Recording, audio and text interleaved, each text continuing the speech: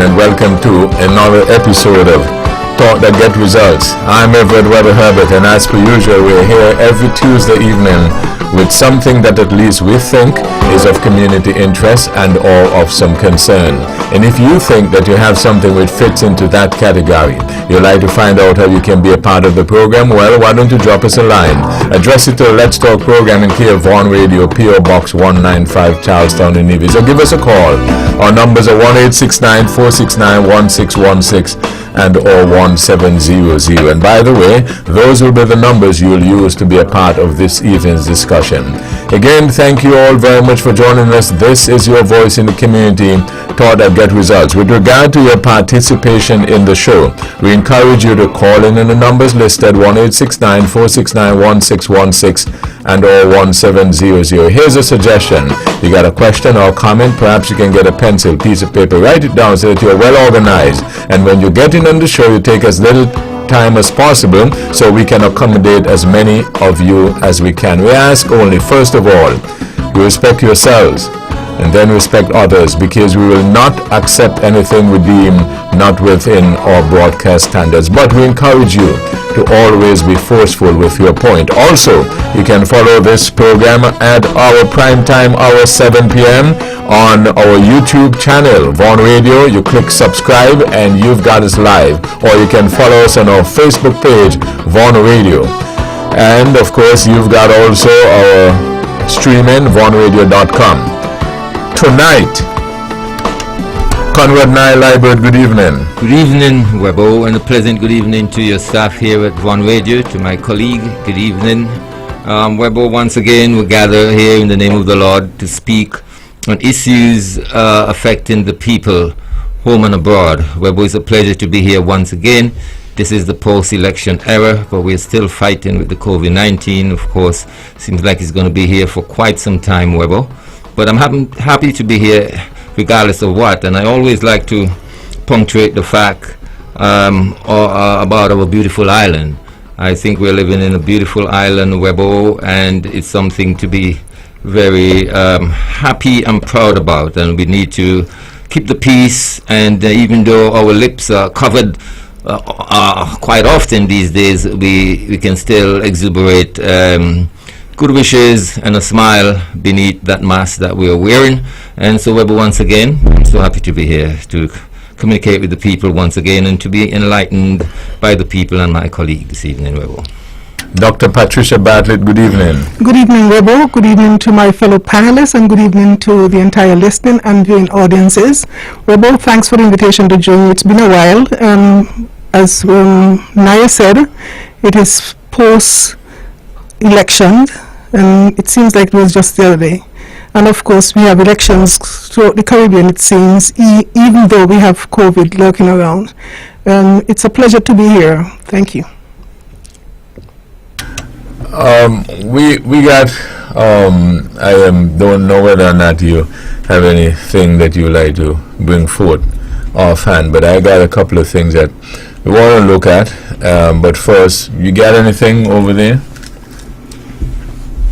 Well, about as Naya spoke about the elections, I just thought that the situation going on in Guyana maybe may warrant a bit of discussion. They had elections since the 2nd of March, and we're in July now, and we still don't have, a declaration as to who would have won that. So I just thought maybe that might be something that we could consider to put on the table tonight. Oh, yes, Webo, it's an interesting thing happening down there, I must say, and of course, a little time spending on that would be good, because I think there are our brothers and sisters down there, and what is happening to them does affect us. I've been speaking to a lot of Guyanese here on island, and they're seriously moved by what is taking place, and there's of course a lot of skepticism surrounding what is going on down there. So maybe, just maybe, Webo, such things can spread throughout the Caribbean, but it looks as if, Webo, these things happen when there's a discovery of such resource as oil, and it looks like Guyana is joining some of the South American countries under serious threat. I don't know if it's external or what, but it looks as if they have a very serious situation down there, Webo. Very, very, very serious. And of course, a lot of the Guyanese are thinking it's the outside factor, the outside influence that is causing the upheaval in Guyana. It's a very multiracial society, and that seems to be playing a role in all of this. There are voices out there who are saying, let's unite, everyone come together for the sake of Guyana, but as it's been said, there seems to be external forces who have alternative motive as it relates to the resource of Guyana that may be the cause of the major disruption there. Well, I've looked at it myself because I myself interact with some Guyanese, and like Naya would have pointed out, and I keep having difficulties with calling Naya's name tonight, but like Naya would have pointed out, the society itself is fractured along racial lines, and that in itself can't be something that we can overlook easily. But putting that aside though, I looked at what has been going on as it relates to the legality of, the back and forth and the challenges that have been made.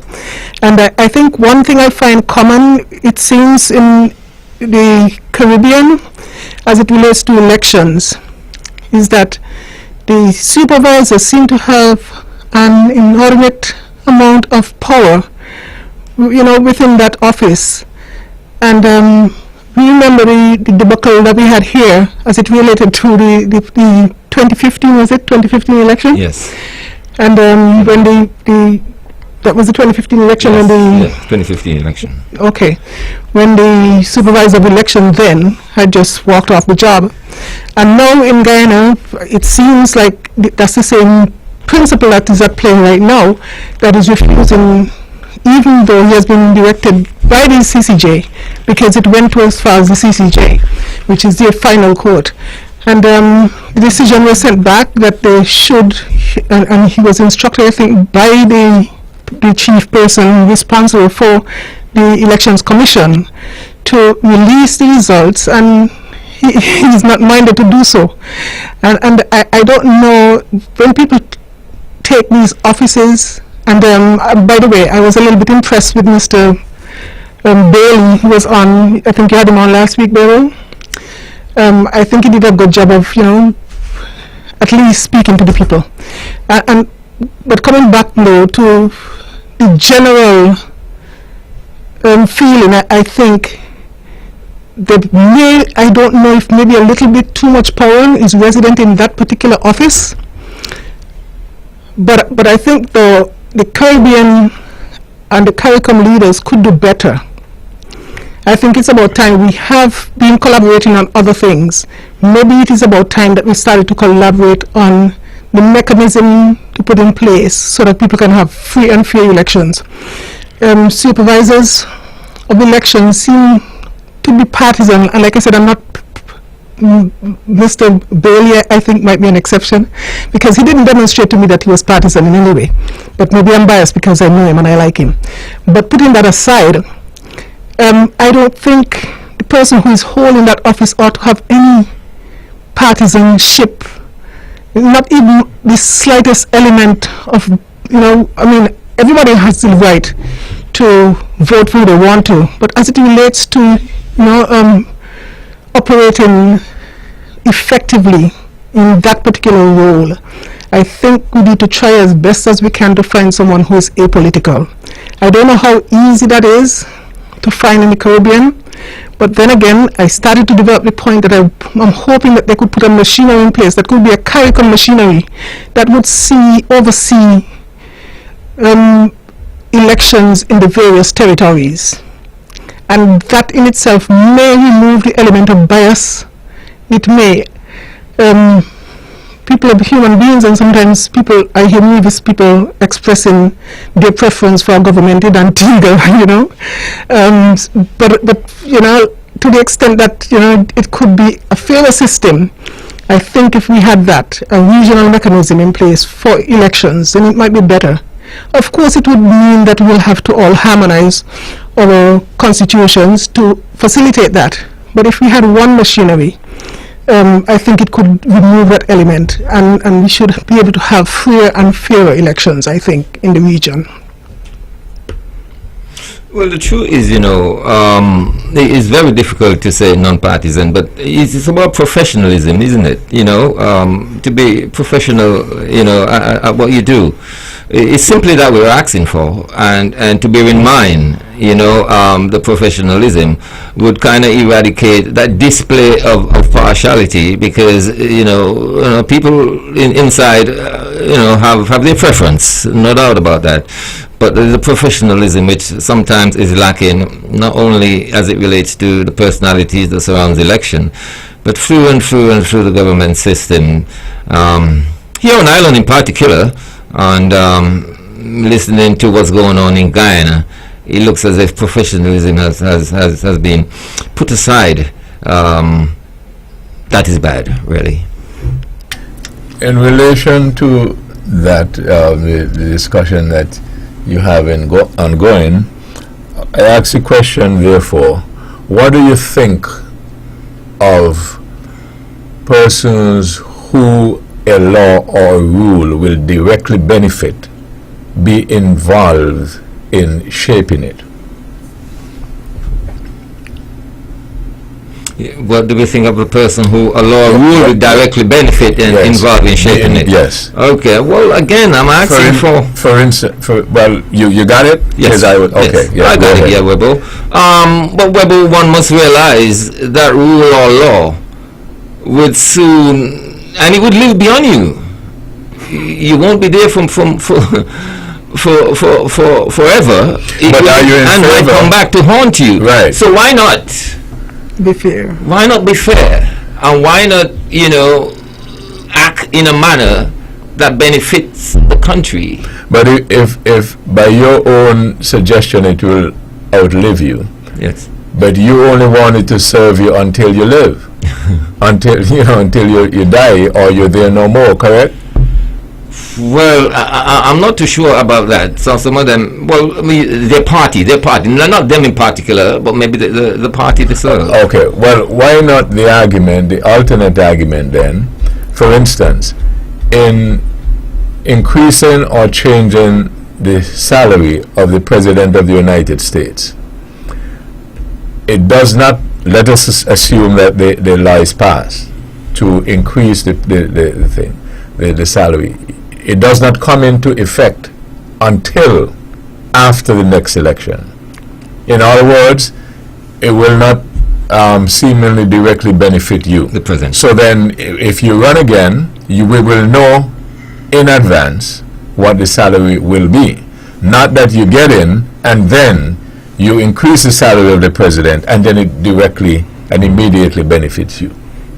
Yes, but that is what I find a lot, and that might be a deficiency in the way we do business around here, in our laws and our even in the Constitution, because I find a lot of power is vested in the people who are serving, and there's not much scope or not much room to involve or have the involvement of other stakeholders. And I find that for the most part, most of our politicians seem to be very self-serving, in the laws that they promulgate, it's more about them, it's kind of centered around them and not necessarily around other people. But so then the question I'm asking then is, what do you think? Whether some of it you perhaps might not be able to get around, you might be able to get away from it, but those that you can, would you then prefer to have the persons who are not directly being affected by it, then not be the ones to determine it?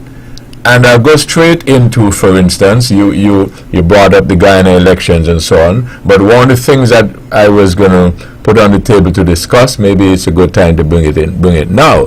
I was looking at the flown speech for 2020 for the new unity government, and something interests me. Well, the whole thing interests me, but this part intrigued me. The consultation, it came under the heading of my government's second term in office. As a result of the following are some of the goals that will be pursued. Constitutional reform that is inclusive of electoral reform, inclusive of a mandated residency requirement for voter eligibility. This will be the subject of national consultation in order to arrive at a consensus position. Now, I like that. But the part I particularly like is when it says this will be the subject of national consultation in order to arrive at a consensus position. The difficulty I have is with the first part, where it seems to say what we're going to have get done is we're going to have a mandated residency requirement for voter eligibility. Right. Right? And then we get to talk about then so we already decide what we're going to do, so now you can talk about it, and then we already know what we're going to do, right? So I just had a little difficulty with the construct of it. But that is what it's reflecting, just what the intention is. So that's what I find is intriguing. I like the latter part, that we're having discussions and so on and so forth. It goes on and it says, enact legislation limiting the tenure of the Prime Minister to 2 consecutive terms. And I wondered whether or not, since we are going to be discussing constitutional reform, electoral reform and all that, whether I heard one gentleman, for instance, argue he prefers a 3-term for the Prime Minister instead of 2. Some are, in favor of maybe 4, 1, 2, whatever, right? It seems to me, since we're having a discussion, then maybe we should have an open discussion and then see whether people really prefer 2 or 3, or whether they prefer none at all. As a kid. But you see where I'm getting at, and it comes straight out of what may be from some of the difficulty you were discussing before, because a lot of the times we get a different result when a person is not directly affected, and that is why sometimes they get professionals to draft certain things who look at both sides, maybe all sides, rather than if you ask me, who is going to be directly involved and affected, you get something that is skewed. So I like, if they consider that, to have an open discussion without going in and determine, for instance, we can change it so that we limit the Prime Minister to 2 terms or 3, or so have a discussion, hear what people have to say, and then genuinely take their views. It goes on another section which says careful review of constituency boundaries, production of a new boundaries report, and parliamentary approval of revised boundaries that are in line with demographic shifts in the local population, rather than being contrived to political expedience. That again is very interesting, right? Now, we know at least the attempt that was made in 2015. Before that, a lot of attempts were not made and so on and so forth. And we know what happened with that. So that is going to take careful discussion and careful consideration for the procedure as well, because already going in, I believe a lot of folks are going to think, based on practice, that whichever government is in is going to have the boundaries realigned advantage there. So that's my input there. And you're probably right. When we talk about politics, it seems like politics around here, or within the Caribbean context, is a very shady kind of business. And it's all about, party. it's about advantage, your party, whenever you're in power, and like Rebel Naya said earlier, sometimes people seem to think that they'll be there indefinitely, and then they make laws sometimes that come back to bite them. The difficulty that we're having, I think, for the most part, is that the Constitution, has not been very flexible in terms of the involvement of people, in terms of the involvement of the citizens and the residents of, the various jurisdictions around here. And so it seems for most of the Caribbean islands. Dr. Bandit, I don't know if it is so much a constitution, I think what happens is the laws that they make. Yeah, but the Constitution allows them to do certain things. But they make the laws based on that. But the Constitution allowed them to do it. That's what I'm pointing out. So it's not that the Constitution hinders them, but it's the laws that they make consequently. Because, for instance, you notice that they have here electoral reform again, right? They're going to make the laws that govern the electoral process. The Constitution allows them to do that. Yes. Right? So it's not, I don't think we can blame the Constitution per se with that. Let me invite our first caller. Good evening. Thank you for holding. Good evening. Yeah, I would like to ask Ms. Barkley keeps saying, like talking about the Caribbean. The politicians is the same around the world right now. Since Gore and Bush went to court over that case, almost everywhere in the world the politicians is the same, not just in the Caribbean. And she keep referring to the Caribbean and this and that.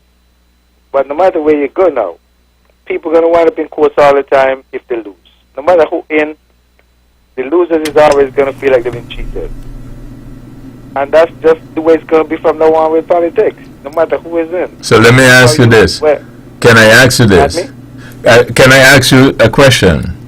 Sure. In reference to the point that you make. So then, based on what you're saying, does it make any sense then changing rules and so on? Because if you're suggesting that no matter what rules we have, we're going to end up in court nonetheless. I don't think it makes any sense changing rules, because no matter what rules, there's always going to be somebody going to feel like the rules disadvantage them. No matter how you put it. Once you lose, now, it's not like you lose and you admit that you lose fair and square, but you're going to always come up with a reason why the other person wins. Well, let me ask this. So you think now that you're saying that regardless to what the loser will end up in court, right? Yeah. Okay. Well, let me ask this. You think over time, if they end up in court and they keep losing when they end up in court, then they wouldn't end up in court? Well, maybe they may take a different route. Oh, okay. All right, just checking. Not end up in court, but they may have to go a different route and like, well, I'm not going to take losing anymore. I see. The court, I'm losing in the voting system, in the voting system, I'm losing in court. How about I go a different route and take a bomb? So can I reasonably conclude that you don't see much hope? No. I don't see much hope now. It could only, unless something drastic happens, I don't see it changing. I think it's going to go. You have to go to armed conflict before it changes again. I don't see the court changing it. So you think it's just people or the persons who are involved in? I think it's just the person involved now. More people. I don't think the people who's running for politics right now, for positions, care about that much about the country. I think it's more about themselves. So you think it seems like you have so much money to gain right now if you get into politics between you and your closest supporters that they would do pretty much anything to win. So, but you're not suggesting that the people, you're saying that the people who run for politics don't really care about the country.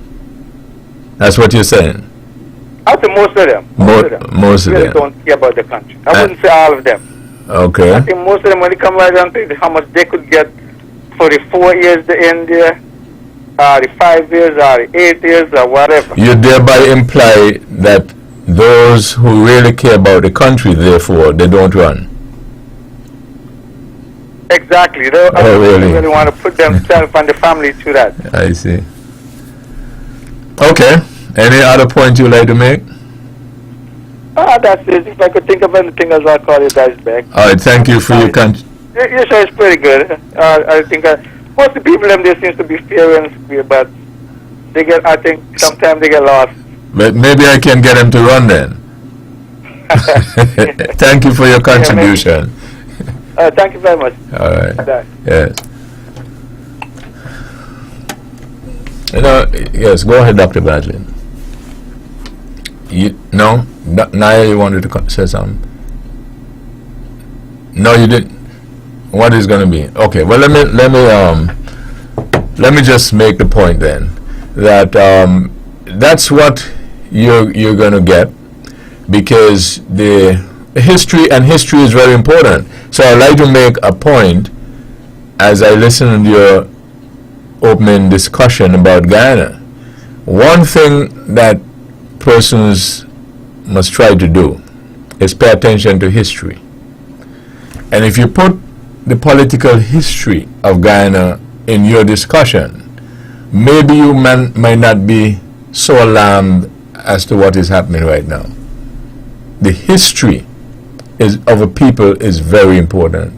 Some people ignore that, but it is very important. It is said in some instances, history is a guide.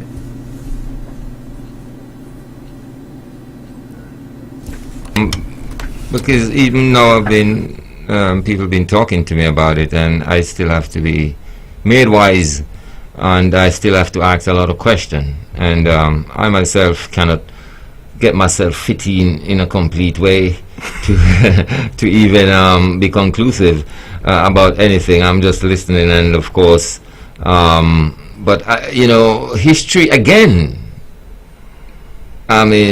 points towards things like that happening, talking about the disruption, the political disruption of a country.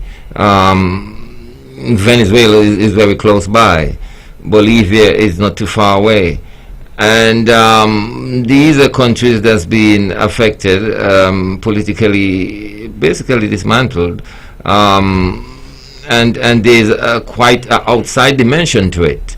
And it is my concern that such things are taking place, and I hope that it's not the case, simply because of the discovery of valuable resources. Yeah, but you see why I mention history to you. That's in the last maybe 10 years. But check the track record of Guyana, the last 50 or 60, where politics is concerned, and elections. And that's the point I'm making. Maybe that the oil is an added factor in our contemporary times. Mm-hmm. But I'm saying, check the history, right? And it is very, very important. I think it was last week. Mm-hmm. We played back the historical moments of 1995 as it affected the Federation of St. Kitts and Nevis, 25 years ago. Mm-hmm. And we did the shows. And I was alarmed when I was refreshed of the number of seismic things that happened that helped shape the country, and not all of them were good. Mm-hmm. And some of them are still happening. Well, but there's a saying that people would never change, yeah? But this is what I'm saying. So if you understand it, it wouldn't alarm you as much. And you might have a better opportunity of how to maneuver through it. I'd learned a long time ago, if you must never get into something that you don't know anything about. However, if you find yourself in it, learn as much and as fast as you can. Yeah, Rebo, I accept your advice. I think it's good advice. It is sound advice, but we as a people, and I made reference to us as a Caribbean people because I don't care what's going on. Well, maybe I shouldn't say I don't care, but I care less about what is going on outside, in the outside world, than I care about my Caribbean people. And so I speak within that context, you know. Other people have systems in place, and they manage somehow to have had, you know, and some people even advanced in democracy to the extent that, you know, you don't have as many uprisings and stuff like that in some places and some parts of the world. Men would always be power hungry. So it's just up to us as a society to make sure that we put the systems in place to make sure that these things don't become repetitive. Because had there been better systems in place, then I don't think that Guyana would be 4 months after and still don't have a declaration as to who would have won an election. But we must have a system in place that people can trust, and both sides must be able to trust it and abide by it. And that's why that's the foundation of my argument, that I think that we ought to have a regional system, that if you have somebody in charge of the boundaries, you have an electoral commission that would be servicing the entire Caribbean, and so the people who are there are not necessarily minded to be favoring one political party over another. So it moves around in the Caribbean. If you have an election in Barbados per se, then you move whoever the players are there, and they're the ones who would oversee, you know, the registration of voters and, you know, things like that. Because these things are always, I think these things are humbug in our system, in that we keep repeating time and time again. We can't have an electoral commission here that we think that truly reflects, you know, a professional panel, as Naya would have, you know, alluded to earlier, and we ought to have that in order for people to have confidence in the system.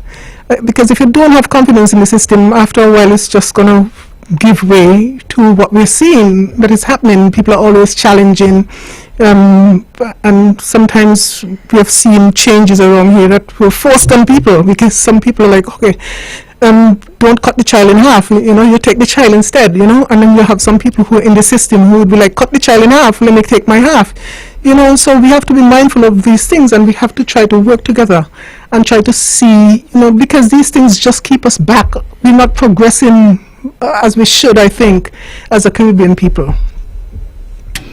But you know, sometimes we end up with some sort of rationale, because the last time we had a vigorous debate about electoral reform, my contribution every time was like one line or one sentence or a little paragraph. Might not remember what it was? Yes. You remember? Tell them what it was. I don't remember. My contribution was, it's not so much the system, The players. but it's the players or the people. But that's not so true, Vebo. But you just said, Dr. Bartlett. The system, you must have a robust system, No, and there's nothing no, wrong with no. being able to go back and Keep visit in us. mind what I said. It can be the system, but it's not necessarily always the system. Oh, not necessarily. I'm sorry. It's not necessarily the system. Not You- necessarily. right. Because, case in point, you just said that the current supervisor, Mr. Bailey, you thought did a good job. But there are people who would say otherwise, though. Right. I've heard Yeah. people criticize them like, Yeah, Bailey, yeah, but Bailey, work no. with me. So that's what I'm saying. That's what I'm saying. But by and large, I would argue, I didn't do a scientific poll, but I would argue that the majority of the persons believe that he did at least a better job than we've had for the past few elections with the same system. I don't know. I don't know how comfortable you could be with arguing that. I wouldn't join you in arguing that. I wouldn't bet on it, because we are people who is in charge. You know, if you're on the other side, they can't do any right. You know, so I But I will defend that. I'll defend that because I'll invite a debate on it, right? I'll invite a debate on it, and I I'll mean, ask. it would not be enough, though. No, yeah, well, it'll be at least. You need a vote on it. You Yeah, need a but, no, poll. but what I'm saying is, I'll make my case.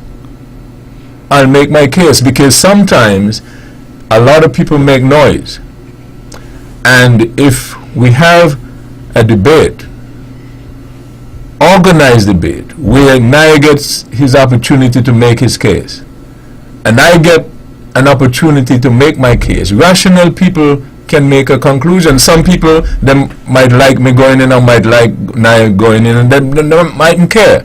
But what I'm saying is, give the person. So I'll make my case. So I'll do that, right? I still believe that it may not necessarily be the system, because, and notice I pointed out constitutional, not constitutional, but electoral reform again.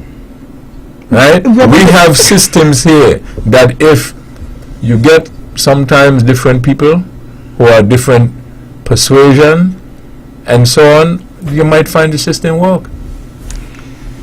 I agree, Weber, because there's always going to be the opposition and those who would think otherwise. But I think people just need to be professional and do the right thing. And as you said, Weber, if a debate is encouraged, then you would see the cracks in a lot of people's arguments, because a lot of people just decide to oppose and make good seems bad. But it's a perfect example, Weber, and I think Mr. Bailey did a much better job than those before.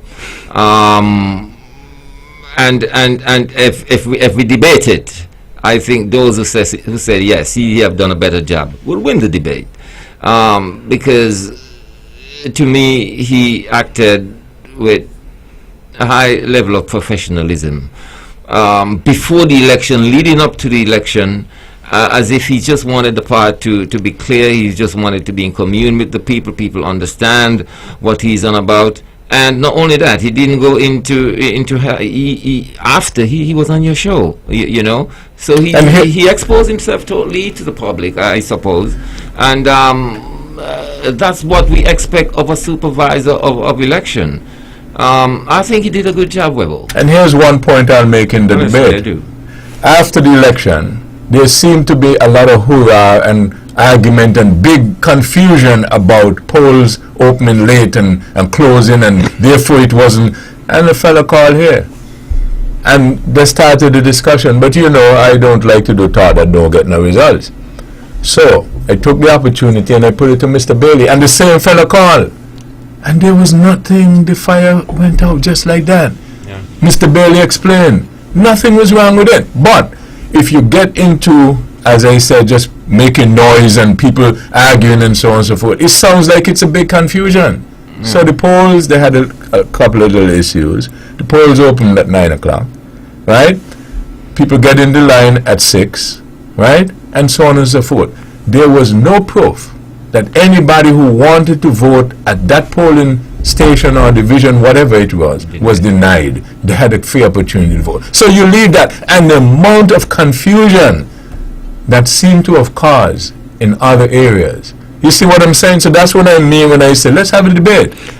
Yes, Weber, and I welcome that as well. It's always good, and I think it's healthy, for the country when we engage in these debates. And there's some people who would never convince otherwise, and some people would think that, one person wouldn't do debate, and someone would think that it's someone else who won the same debate. And I don't know at the end of the day that would settle it. But it is good that we can consider these options. These are things that we could indeed, entertain. But if we were to shift a bit, because I don't want anybody to think that I was, on about Mr. Bailey himself, but as it related, I was thinking the concept. Okay, Dr. Bartle, let me just accommodate this caller. We'll come back to you. Good evening. Thank you for holding. Good evening. You're on the air. Good evening, Mr. Weber. You're on the air. Could you go ahead? Mr. Weber, the polling, the election counting finished 24 hours after we went to the polls. The thing opened 9:15 and closed exactly 6 o'clock. And you see nothing wrong with that? But let me ask you this. What was wrong with it? Nothing, Mr. Weber. Okay, and so God knows. So people going to go to the courthouse. You need to be honest and stop being so dishonest. Have a good night. Hello. You see, that's what I just told you, Dr. Bartlett. A lot of people will make noise, but afraid of good debate. Right? So you find him, and that's my friend, I think, who normally invites me and don't follow through on it, right? But that's a light moment. But so people, and they know that when it comes to here, We don't play that way. You know what I'm saying? So they want to come set things run quick as if he's gonna. You know, that's what I'm talking about. That's what causes a lot of the confusion sometimes, and some people allow it to go on. But when you have a good debate and you allow everybody to make their contribution, sometimes we can see. Yes, Dr. Bartlett. Yeah, but Oh, let me take this one. Good evening. Thank you for holding. Mr. Bubba, what do you say? What do you mean? What I'm saying? You're not listening? Grant and John L. Powell, who should never ever been in politics in this country, the misappropriate demand money. These are the debate. Okay, well, let me ask you this. You think that John L. Powell and Lindsey Graham should not be in politics? No. Okay. Work with me. Work with me. You don't think those two should be in politics? Not at all. Okay. I'm just What? fighting my money. Okay. That's your view. You believe, work with me. You believe in the democratic process? If I believe, I must believe in the democratic process. Right. And the Everybody's supposed to have a democratic process. Work with me. And the mere fact that you could disagree that they should be in politics is part of the democratic process. Everybody should have a fair democratic process. Okay. All right. Good evening. Thank you for holding. Good evening. You're on the air. Hey, Rebo. Yes. Hey, good night. Yeah, you listen. Listen, I lifted, walk with me. I lifted the ban on you and you're abusing it, okay? I lifted the ban on you and you are abusing it, so I might have to put it back on, alright? Huh? Enjoy your evening. Rebel, Yes, Dr. Badu. Can I just say, I think your good friend there had a birthday recently. I just want to wish him a belated happy birthday. Yeah, okay. But the point I wanted to make, though, Rebel, it was the idea of contrasting the deficiencies in the system as opposed to the shortcomings of the personalities. I want to be very careful how I choose my words. The thing is, if we have a system, like Angola just had an election, and I have not heard many, of these or related incidents, and they tried to. And there's nothing wrong with always talking about electoral reform. There's nothing wrong with that because I don't think we'll ever get it perfect. The thing is, the problem we've had is that we have not had any changes. We got a constitution. It says that some players could do this and could do that, and they've been doing that. And to the extent, I think that sometimes it amounts to abuse. But the constitution allows it because most of the laws are predicated on the same constitution that was the foundation for these laws. And the constitution gives, these politicians so much leeway without any involvement of the people, and that is what I think is the greatest, it's not an insult to us as a people, but injustice, I think, to us as a people. We are not involved enough in the democratic process here. It's all left up to politicians. If you look at the constitution, almost everything requires the involvement of the prime minister or the leader of the opposition, and he speaks very little to the involvement of people. The constitution doesn't give us a chance to participate in most of the laws, so it's really, they're including us as if it's an afterthought. I'm not so sure if that is correct, Dr. Bartlett, because That is what I see. But I'm not saying that's not what you don't see, but I'm telling you that there are other things that I might see from the same constitution and I might see. For instance, in the Throne speech, for instance, right, it says, the part that I was pointing out, this will be the subject of national consultation in order to arrive at a consensus position. The Constitution gives the politician that leeway to do that, to involve. So that's involvement. Not to involve. But that is how life is. It is to involve or not to involve. They're saying, okay, we'll involve you in the process. We have already made the decision that we're going to institute a residential requirement, No, but the truth we'll have to talk about it. No, the truth is with this, they have not made the decision as yet. Which decision? Well, have I'm been speaking updated? about the throne speech. They're saying that they're going to, this is the objective. They would like to achieve certain things, and this is how we'll go about doing it. Now, if you have the consultation, and the evidence shows that the consultations and everything, and the opinions of the majority overwhelming says the dictates should remain as is, as far as the Prime Minister is concerned, and then that is ignored, then you can have the argument that it was not followed or it was hijacked. But the process is done, or is is put on the table. But you Well, can I say- suppose, as it relates to the Prime Minister thing, Webo, I mean, they are bringing to the public the issue of 2 terms, not the issue of varying terms. 2 terms. So, in effect, it's almost it's almost conclusive from their point of view. So, what the public must say, whether or not we want 2 terms or not, or should we say 3 terms or 4 terms? But it looks like they have already in their mind cook up the 2 terms thing, and it's just for we to digest it or not. But this had gone to Parliament, you know. This proposal has gone as The far as consultation Parliament. seems to be. It seems to be not in the right place here. It looks to me like, as we've said earlier, Webo, you probably should have left it to the people to decide on terms. But they have decided on 2 terms, and that's what they're bringing to the public, to endorse or not. But remember, in the last Parliament, when you said they discussed it, everybody was not in agreement with 2 terms. That's why it did not pass. Okay. But the point You is, remember that? But the point is, it has gone that far. You know? Yeah, but it went that far, but there was a democratic process, and it failed. But that is just the point, though. It did not involve us. It just involved some representatives who would, of course, vote But to be the way fair, they feel, but to be because- fair- and how it would reflect or affect them in, you know. but to be in the long fair, run. to make those statements, though, you must be transparent and explain how the system works, right? For instance, if I went to a particular board meeting, a bank board meeting, and I cast a vote that will have certain things done, and then Naya argues, well, that ain't fair because I wasn't there. And then somebody else argues, and so on and so forth.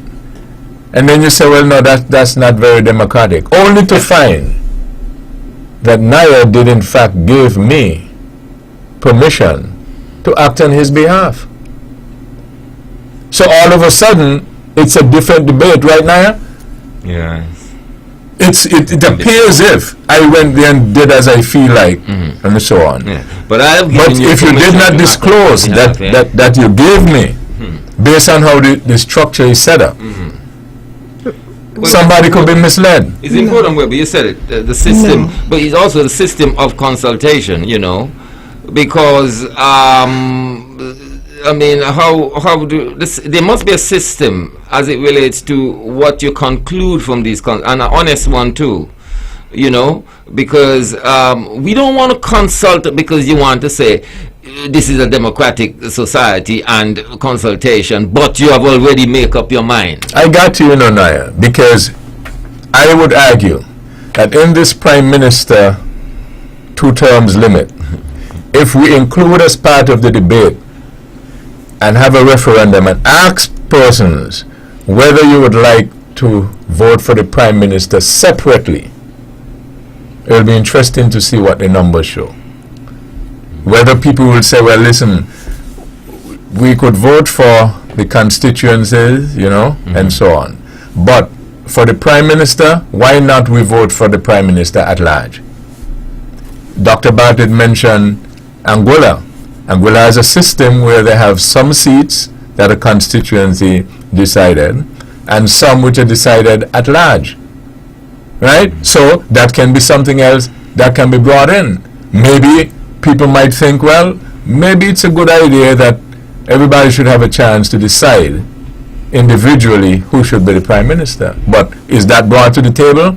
Maybe not. Maybe the persons who are involved figure it's an easier route to Prime Ministership by the constituency and the current method than to go at large.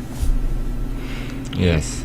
And also, Webo, you see, consultation sometimes, not as it relates to the Prime Minister position and so forth, but on other matters, it leads to delays at times, and sometimes, what can I say, from the politician, if the proper system is not in place, it leads to deadlock sometimes, and sometimes a decision will be taken regardless of what the people who are consulted are thinking, really. And I think in many cases, because back, even with the little airport issue, the Van Zandvoort, I mean, there should have been a consultation, but the public only became aware of it after it happened. It was leased and so forth. And I'm saying that to say that there must be a system in place even for consultation, and I believe that is probably the main reason at times why the government sometimes, and they assume that we vote them to act on our behalf. Well, let me take this. Maybe we can discuss how it works. Good evening. Thank you for holding. No problem. Yes, if you're going to vote and give the Prime Minister 2 terms, he has to be elected on a separate platform. He cannot be voted for through the constituency. Because if for whatever reason his party wins 1 term and his party loses the second go round, second dispensation, he cannot be automatic in terms of being the Prime Minister. So he has to be elected separate and apart from the party apparatus that is structured currently. Okay, Colin, thank you. The other thing that I am wondering, and there's why Miss Ted, Ted, where are you now? Ted, good evening, and Mr. Brown and Mr. Stanley. But the other thing I am wondering, as the college has put that point in, whether or not there will be any constitutional challenges to it. The way, for instance, it is done and so on and so forth. Maybe not, but that's another interesting thing perhaps to look at. Well, I foresee that we could have a constitutional challenge to this one in particular, the term limits for the Prime Minister, because I've read the Constitution in my layman, mind, and I don't see any provision in there for the Parliament to be able to do that. I'm not a constitutional scholar. Maybe not that specific, but how about an amendment to the Constitution? Well, amendments could happen. But if you think you're going to just amend without, having to go through a process, and talking about process, I know you made the analogy a while ago about someone at a board meeting and being able to vote, as a proxy. We have to be careful with that. I cannot give you carte blanche permission to vote on my behalf on everything. You went to the meeting. If I gave a specific permission to vote on 2 issues, then you're limited to those 2 issues.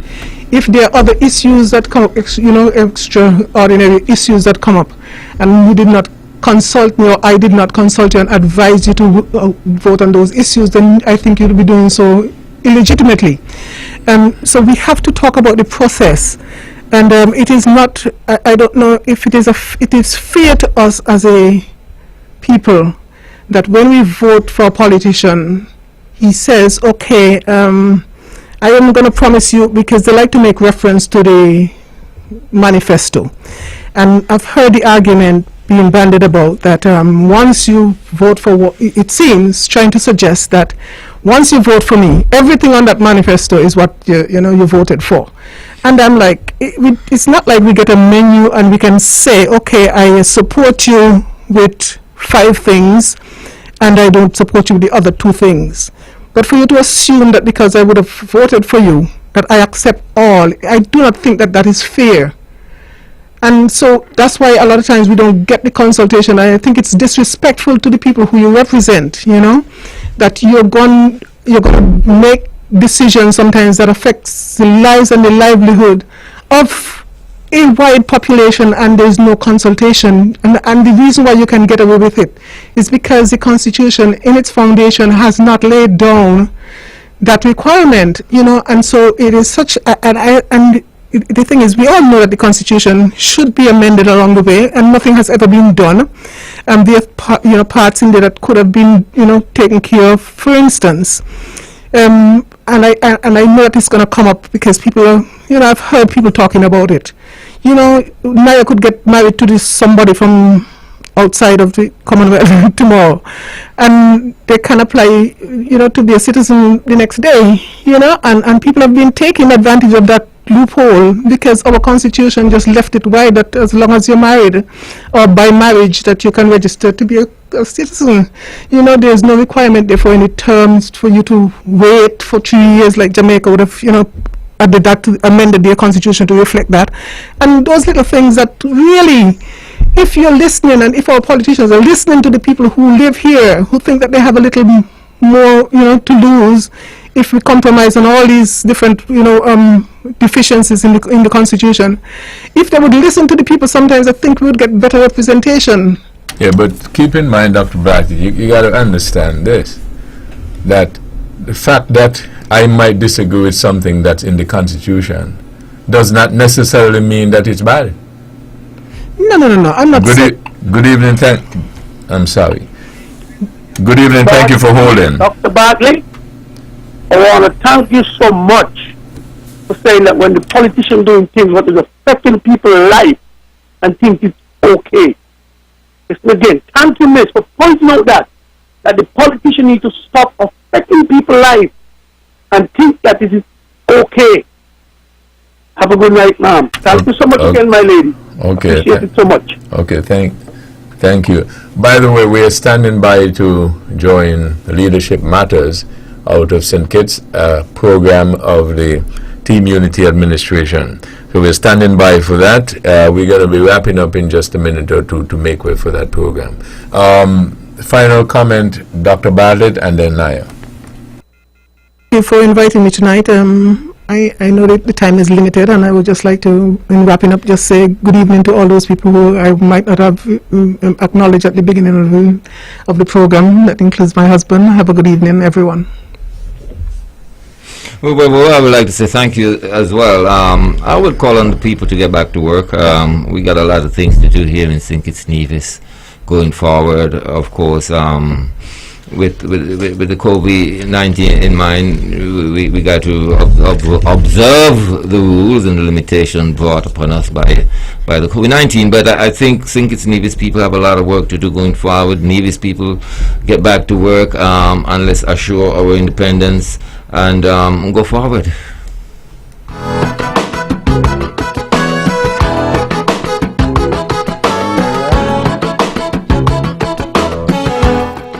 Conrad Naya Liebert, Dr. Patricia Bartlett. This program repeats tomorrow at 10 o'clock following the VON News Minute. Join the Honorable Mark Brantley tomorrow evening for On the Mark. Thank you all again for joining us. This is your voice in the community. Thought that get results. You all have a wonderful evening. Doors, Builders Paradise.